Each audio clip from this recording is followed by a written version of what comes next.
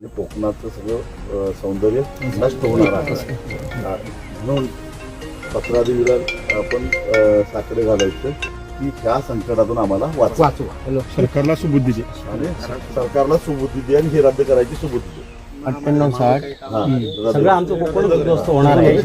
आणि जे काय होऊ घातलेलं आहे आलं सगळं त्यांच्या काट्यावर बसून ते थांबव आणि आम्हाला थांबा.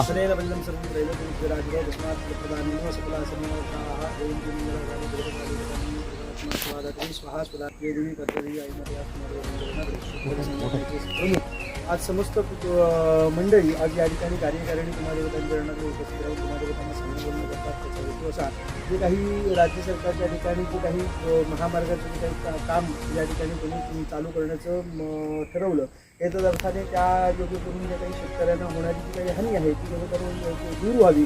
एकंदरीतच या समस्त संकटापासून आपलं कोकण सुरक्षित राहावं या सदैहेतून हे समस्त कार्यकारिणी आणि हे प्रमुख या ठिकाणी कुमारदेवतांच्या चरणाकडे सांगणं बोलणं करतात. ते कुमारदेवतांच्या चरणाकडे प्रार्थना रुजू करून घ्या आणि जे काही सरकारला चांगली सद्बुद्धी व्हावी आणि त्या योग्य करून जे काही होणारी हानी आहे ती टळावी असा कुमारदेवतांचा चमत्कार दाखवून द्या. इच्छित मनोर्थ परिपूर्ण करा. समस्त लेकरांच्या ठिकाणी आता माझ्याकडे संरक्षण चांगल्या प्रकारचं भरभराट प्राप्त होईल असा आशीर्वाद प्राप्त करून द्या.